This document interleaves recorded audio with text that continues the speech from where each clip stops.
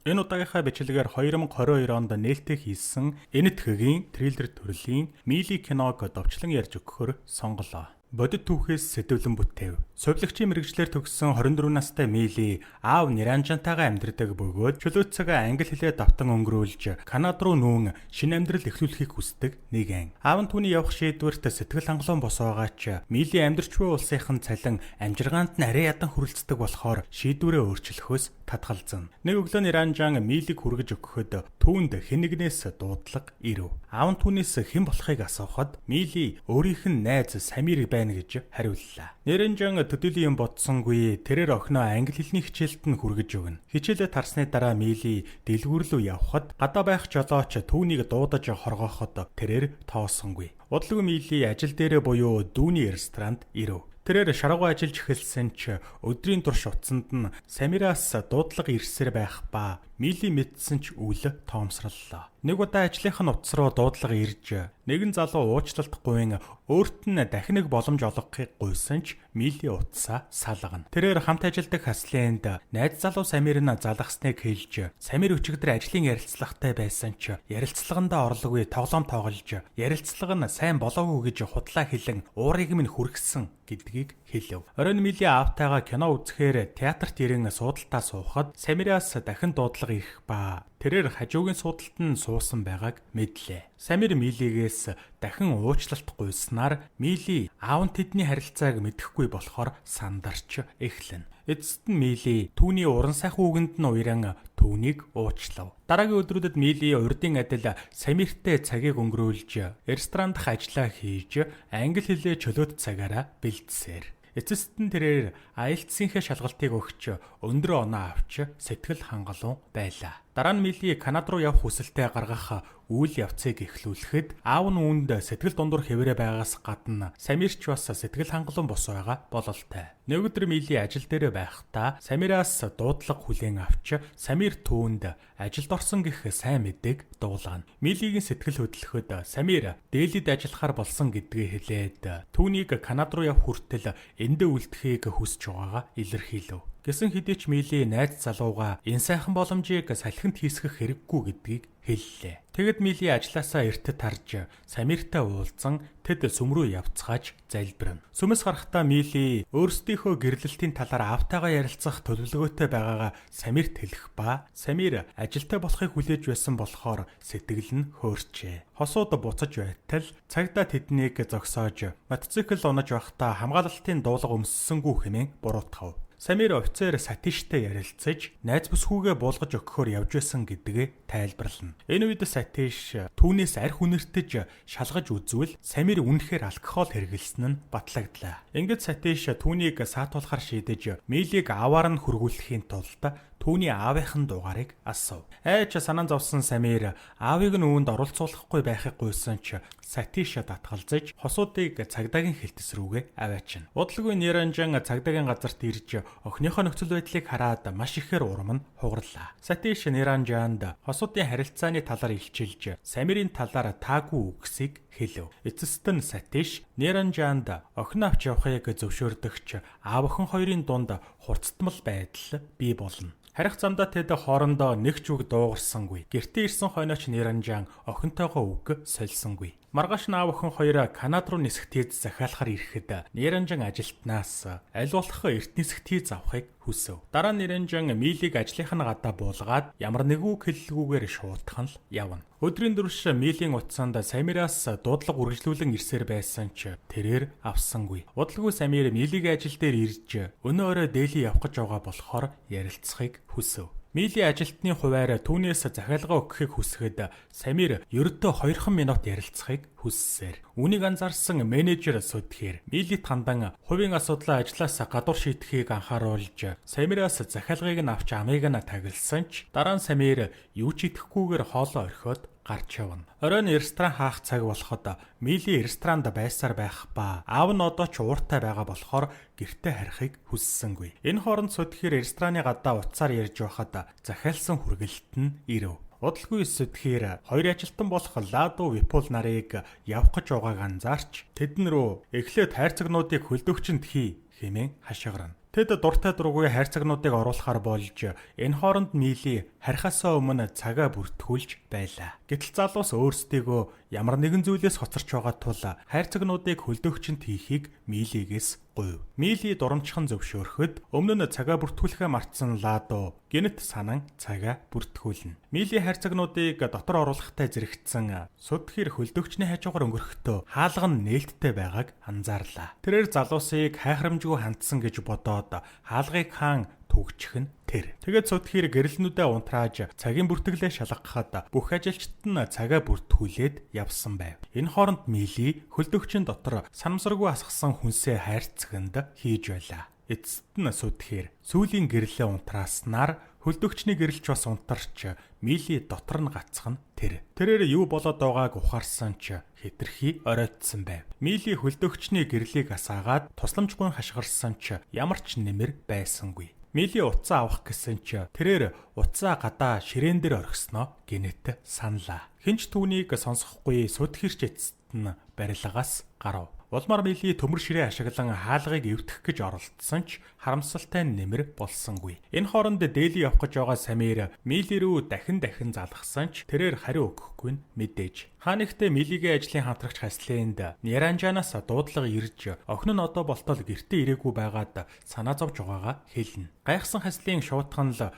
Випул руу залгахад Випул түүнийг явхад Мили болон менежер Сүдхэр нар ресторанд үлдсэн гэдгийг хэлв. Улмар Хаслин менежер Сүдхэр рүү залгаж Милиг асуухад тэрээр түүнийг цагаа бүртгүүлчихэд явсан гэж хариуллаа. Тэгээд төгшөөсөн Сүдхэр ажилчид нь ажлаа тараа таашаа явах нь өөрт нь хамаагүй гэдгийг илэрхийлнэ. Хаслин Неранжан руу залгаж Мили ажлаасаа хэдийнэ явсан байна гэдгийг хэллээ. Ингээд охиноо хаана байгааг мэдэхгүй байгаа аав төгшөж эргэлзэж эхлэв. Неранжан ресторанд ирээд Мили рүү хэд хэдэн удаа залгаж байхдаа түүний утас ширээн дээр дуугаж чичирч байгааг анзаарсангүй. Хөлдөөгчөнд температур хас 12.5 хэм болтлоо унаж Мили алгаа хооронд нь дулаацахыг хичээсээр. Удалгүй тэрээр халааснасаа киноны тасалбар олж сүүлийн үзүр ихэвчлэн өдөөд дуустдаг болохыг олж мэднэ. Энэ хооронд гунигтай байгаа Самир дээли хүрэх автобусанд суусан байлаа. Их дэлгүүрт сүүлийн кино үзүүр дуусч хүмүүс театраас явж эхлэв. Мили одоо л яг тохирох мөч гэдгийг ойлгож тавцангаар хөлдөөгчний хаалгыг тасралтгүйгээр балбаж тусламж дуудан хашгирсаар. Харамсалтай нь хинч түүний тусламж гуйхыг сонсоогүй ч нэг хүү ямар нэгэн зүйл сонсох нь тэр. Хүү аавда энэ тухайга хэлсэн ч яг үнтэй зэрэгцэн урам нь хугарсан Мили балбахаа болсноор хүүгийн аав юу ч сонссонгүй. Хүмбэр явсны дараа их дэлгүүр гэрлээ унтрааж хөлдөөгчний доторх температур одоо хасах 13 хэм боллоо. Милигийн царай нь улайж хамарнаас нь цус гарч эхлэв. Хэсэг хугацааны дараа температур хасах 16.1 хэм хүрсэн ч Мили бууж өгөхийг хүссэнгүй. Тэрээр хувцаа урж гар болон хөлөө хөлтгөөс сэргийлж ороолоо. Мили буланд сууж байхдаа хананд сэнс байхыг анзаарч цаасан хайрцаг ашиглан сэнсийг таглахыг хичээнэ. Тэрээр сүүлчин туузыг наах гэж байхдаа хөл алдаж унах ба ийм зүйл болно.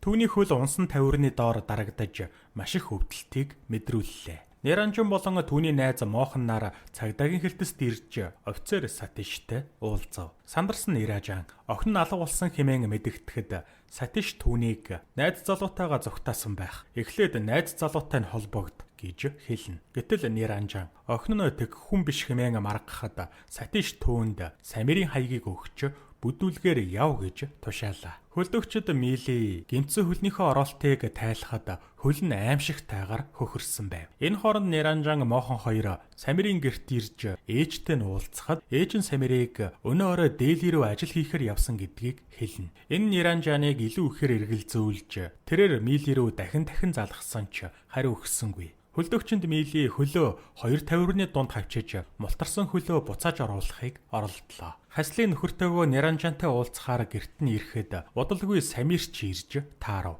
Ууралсан Неранжан охиноо хаана байгааг мэдхийг хүсэхэд Самир юу ч мэдэхгүй байх нь тодорхой. Самирийн ээж Милигийн тухай хэлсэн болж таарах ба үүнд моохон итгэлгүй Самирийг цагдаагийн хилтэс даваачихаар шийднэ. Мили удалгүй ухаан ороод хулган гарыг нь долоож явахыг хараад айж цочирдов. Эхэндээ тэрээр айн зайгаа барьсан ч эцэст нь хулганыг илж түүнээс багч болов дулааныг мэдэрлээ. Сатиш машиндаа унтаж байхад ажилтнаас нь дуудлага ирж Милигийн гэр бүл Самиртай хамт ирсэн. Гэхдээ охин нь хамт байгаагүй гэдгийг илтгэн. Энэ хооронд Мили хөлөө цаасан хайрцгаар ороож чиг тавьж наалаа. Дараа нь тэрээр хулган болонд байгаа хоолтой хайрцгийг ухаж байгааг анзааран дотор нь байгаа зүйлийг идэв. Тэгэд Мили тавирын төмөр шон суглан авч хамаг хүчээрээ сэнсийг гүжиж эхлэн. Энэ үед Неранжин болон бусад хүмүүс түүнийг хотоор хайсаар Мили сэнсний хаалтыг гүжин унгааж шонгороо сэнсийг жагтлах гэсэн боловч бүтсэнгүй. Удалгүй тэрээр цүнхнээсээ асаагуур олж байгаа бичиг баримт цаасыг шатааж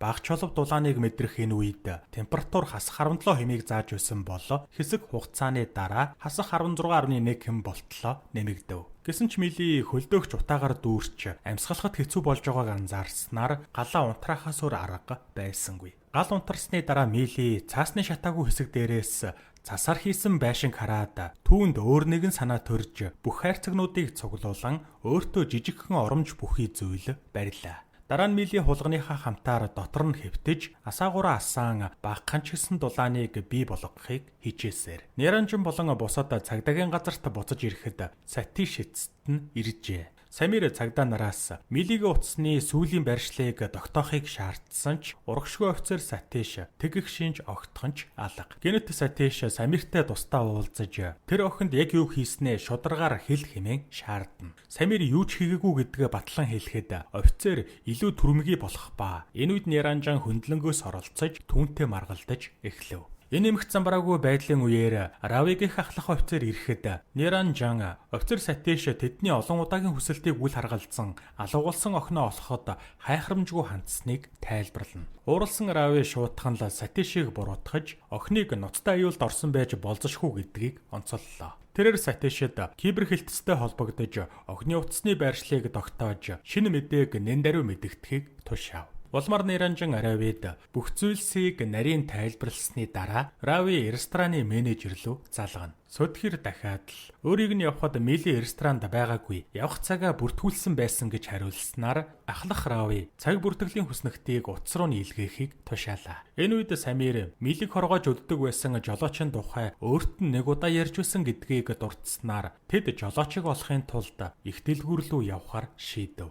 Энэ хооронд Мили хулган өгсөн байгааг хараад зүрх нь шархалж гуниглана. Машин Самир цаг бүртгэлийн хүснэгтийг эргэн санаад маш хачин зүйл анзаарлаа. Ладогийн хэлснээр түүнийг явхад Мили ресторанд байсан гэсэн. Гэвч цаг бүртгэл дээр Мили түүнээс өмнө явах цагаа бүртгүүлсэн байв. Гайхсан Самир машинаасаа шуутхан л бууж найзынхаа мотоциклийг авч Лад руу явхаар шийднэ. Тэрээр найзаасаа Неранжин болон офицеруудтай хамт явж жолоочийг олохыг ятгалаа. Хөлдөгчөнд Мили цаашид удаан дэсэхгүй болсон бололтой. Тэрээр сэнсийг зогсоохоор хоол хүнсгээд гартаа таарсан бүхнээ шийдсэн ч нэмэр болсонгүй. Энэ хооронд цагдаагийн хэлтэст Сатишид дуудлага ирж Милигийн утасны сүүлчийн байршил нь тогтоогдсон гэдгийг мэдгдснээр тэрээр байршлыг WhatsApp руу нийлгээхийг хүснэ. Удалгүй байршил ирэхэд Сатиш байршлыг шалгахаас төвөгшөөж YouTube-ээс бичлэг үзэж эхэлснээр хамтран ажиллагчийнхаа санааг зовоож эхэллээ. Хөлдөгчөнд Мили хүнсний скотчор өөрийгөө бүтэн ороож